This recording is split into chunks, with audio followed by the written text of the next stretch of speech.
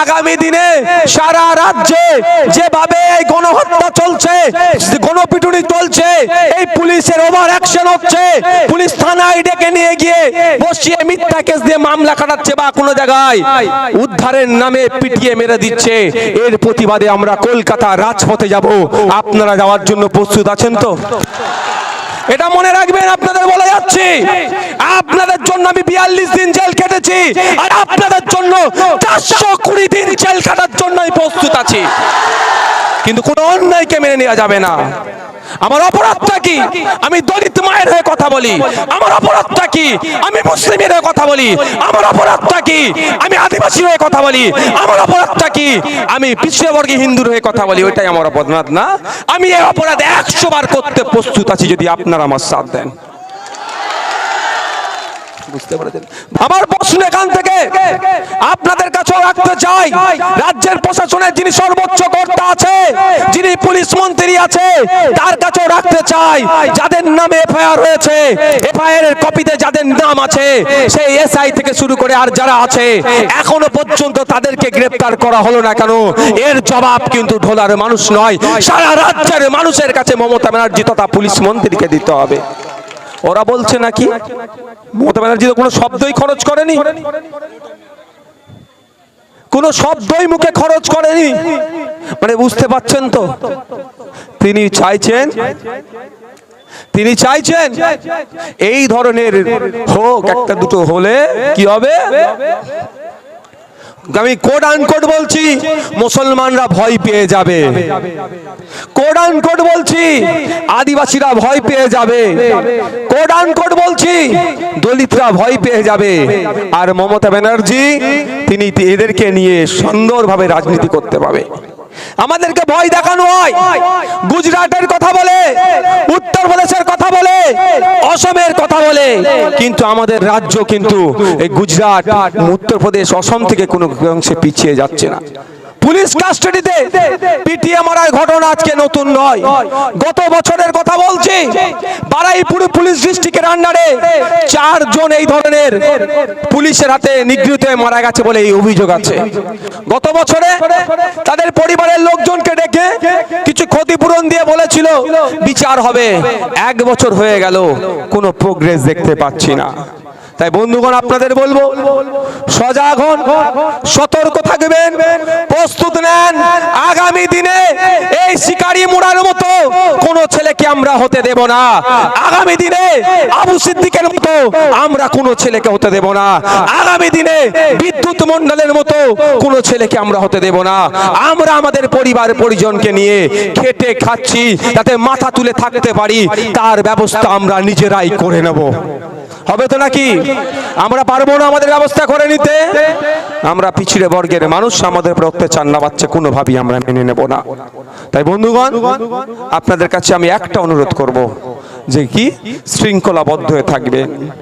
একটা শান্তিপূর্ণ আন্দোলন, একটা শান্তিপূর্ণ প্রতিবাদ সভাকে মুহূর্তের মধ্যেই কুলুষিত করে দিতে পারে আমরা যদি বিশৃঙ্খলা থাকি বা আমাদের মধ্যে যদি কেউ ঠুকে থাকে। তাই বন্ধুগণ, আপনাদের বলবো, আপনারা শৃঙ্খলাবদ্ধ থাকবেন, ঐক্যবদ্ধ থাকবেন। আজকের পর থেকে যদি আপনাদের বাড়িতে কেউ আসে, সর্বপ্রথম তাকে কি বলবেন? আপনি কোথা থেকে আসছেন? আর মোবাইলটা অন করতে পারবেন তো? হ্যাঁ, মোবাইলটা অন করবেন, বলবেন কি বলছেন বলুন, আইডি কার্ড দেখান। দেখাতে পারবেন? বলবেন তো? একদম। আর যে আইডি কার্ড দেখাতে পারবে না, তাকে ঘরে বসিয়ে মিষ্টি পানি দিয়ে তালা মেরে আমাদেরকে জানাবেন। আমি আপনাদের বলছি, আমি একজন বিধায়ক, তো আমারও আইডি কার্ড আছে, তো দেখুন আমি নিয়ে ঘুরছি সাথে করে। দেখো খারাপ হয়ে গেছে, এটাকে আমি ঠিক করতে দিই। বুঝতে পেরেছেন? আমি বিধায়ক, আমাকে সাথে নিয়ে ঘুরতে হয়। বুঝতে পারছেন? তাহলে আমি যদি বিধায়ক, আমি যদি আইন তৈরি করার মধ্যে 294 জনের মধ্যে আমি একজন, আমি যদি আইন তৈরি করি, যারা সে যদি আইডি কার্ড নিয়ে ঘুরতে পারে, যারা আইনের বাস্তবায়ন করে সে বেটারা ঘুরবে না কেন? তুমি সিআইডি হয়েছো? সিআইডি সেজে এসেছো? চমকাতে আসছে? ওই চমকানো ধমকানো দিন গুজার গিয়া, ও দিন গুজার গিয়া। এটা মনে রাখবেন, আপনাদের বলে যাচ্ছি, আপনাদের জন্য আমি 42 দিন জেল কেটেছি, আর আপনাদের জন্য 420 দিন জেল কাটার জন্য আমি প্রস্তুত আছি। ভয় পাবেন না, মাথা তুলে বাঁচবেন, মাথা কারো কাছে হেট করবেন না, কাউকে মাথা বিখিয়ে দেবেন না। দেখুন আপনাদের বলে যাই, এই গণতন্ত্রের এই ডেমোক্রেসির সব থেকে মজার কি জানেন? সব থেকে মজা কি জানেন? 2019 সালের পর থেকে যারা স্লোগান দিয়েছিল কি আপকি বার 400 পার, তারা আজকে অন্য হাত ধরে সরকারে আছে। বুঝতে পারছেন তো? এটা গণতন্ত্রের সব থেকে বড় মজা। গণতন্ত্রের মানুষ শেষ কথা বলে। আজকে যারা সংখ্যার যারা গরম দেখাচ্ছে, কালকে তারা নিচে চলে আসবে, আপনি কালকে উপরে চলে যাবেন। তাই আপনাদেরকে সেই ব্যবস্থা করতে হবে। তাই বন্ধুগণ, আপনাদের কটা বাজে?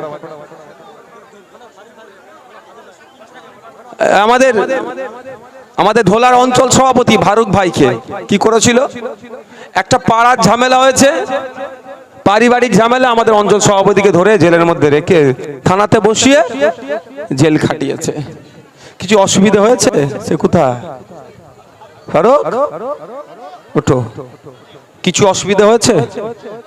আমি আপনাদের বলি, আমি নিজে জেল খেটে এসেছি তো। হ্যাঁ, জেলে একবার করে যাওয়া দরকার প্রতিবাদীদের, একবার করে প্রতিবাদীদের জেলে যাওয়া দরকার। ভয়টা কেটে যাবে। জেলের ভয় দেখাই তো আটকে রাখতে পেরেছিল। তো আপনাদের এখানে উপস্থিত যারা আছেন, আমি প্রত্যেককে বলে যাচ্ছি, অন্যায় আপনারা করবেন না, আইন হাতে তুলে নেবেন না, সংবিধান বিরোধী কাজ করবেন না। আপনার জিম্মেদার আমি হলাম, আপনার হয়ে লড়াই আমি করব। তারপরে যদি অন্যায়ভাবে মিথ্যাভাবে আপনাদের নামে মামলা দেয়, সে ঢোলা থানা হোক আর যেই হোক, আপনাদের বলছি প্রয়োজনে আপনাদের জন্য কলকাতা হাইকোর্টে গিয়ে আপনাদেরকে জামিন করিয়ে নিয়েছে মালা পরিয়ে আপনাদের বাড়ি পৌঁছাবো। যদি কলকাতা হাইকোর্টে মামলা নিষ্পত্তি না হয়, সুপ্রিম কোর্টে যাব, যে মামলা করব। তবে একটা কথা বলছি, এই ভাইকে দেখিয়ে বলে আমি শেষ করব। ফারুক ভাই নামে মিথ্যা মামলা দিয়েছে তো, মিথ্যা মামলা কতদিন চলবে? জামিন তো করিয়েছি, 2 বছর 3 বছর পরে মামলা কি হবে? ডিসমিস হয়ে যাবে। ফারুক ভাই কি হবে? অন্যায় করেনি তো, বেইজ্জত বাড়ি হয়ে যাবে, অর্থাৎ খালাস হয়ে যাবে, কোনো মামলা থাকবে না। তারপরে কি আমরা ছেড়ে দেবো? আমরা টাকা লাগিয়ে উকিল লাগিয়ে জামিন করালাম, দিনের পর দিন ডেট পড়লো, যখন আমরা উকিল লাগালাম, সেই উকিলকে দেই ফারুক ভাইয়ের নামে যারা মিথ্যা মামলা করেছিল দাদা দিদির কথা শুনে, তার বিরুদ্ধে আমরা মানহানি মামলা করব। আপনারা কি ভাবছেন ছেড়ে দেবো? আবার যে করেছিল সেই নাকি গরু চোরের আসামি বলছে। যাক, সেই বিষয়ে আমি যাচ্ছি না, আপনাদের বলে রাখছি। আমি আবারও বলছি, আপনাদের এখানে মাইকের আওয়াজ যাচ্ছে, মাইকের আওয়াজের মাধ্যমে যতজন শুনছে স্বজন সবাইকে জানিয়ে দিয়ে যাচ্ছি। আর এই 2 লোককে বলে যাচ্ছি, এখানে চাচা আর বাপ্পাকে, যদি আমার সাথে থাকে, আমাদের কথা মতো যদি চলে, আমি আপনাদের বলে যাচ্ছি, শুধু ওই থানার অফিসাররা নয়, যারা যারা যুক্ত আছে সব বেটাকেই জেলের ভাত খাওয়াবো এবং শাস্তির ব্যবস্থা করব। বলে যাচ্ছে, এখানে দাঁড়িয়ে আপনাদের কাছে আমি কথা দিয়ে যাচ্ছি। এবং যাতে এই জন্য দৃষ্টান্ত তৈরি করতে চাইছি, যাতে আগামী দিনে কারো বাড়ির ছেলেকে না এই ধরনের হয়। আর একটা কথা বলে যাই, আপনারা শুনুন, জানতে হবে আপনাদের, জানেন আপনাদের জানতে হবে, জামিন করিয়ে দেবে বলে প্রায় কেস হালকা করে প্রায় 2 লক্ষ টাকা চেয়েছে।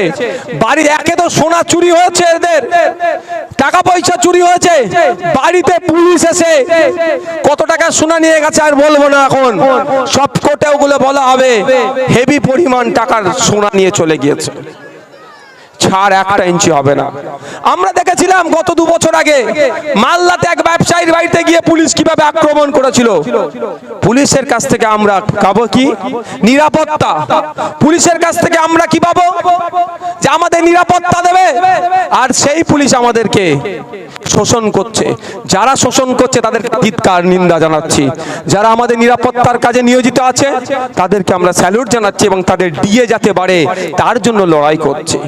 সর্বোপরি এখানে আপনাদের বলে যাই, এই আন্দোলন এখানেই সীমাবদ্ধ নয়। এই আন্দোলন যেমন কোর্টে গিয়ে হচ্ছে, আইনের মাধ্যমে আন্দোলন হচ্ছে, পথে ঘাটে যেমন আন্দোলন হচ্ছে, এই আন্দোলন আগামী দিনে বিধানসভার মধ্যেও হবে, জবাব ওখানে দিতে হবে।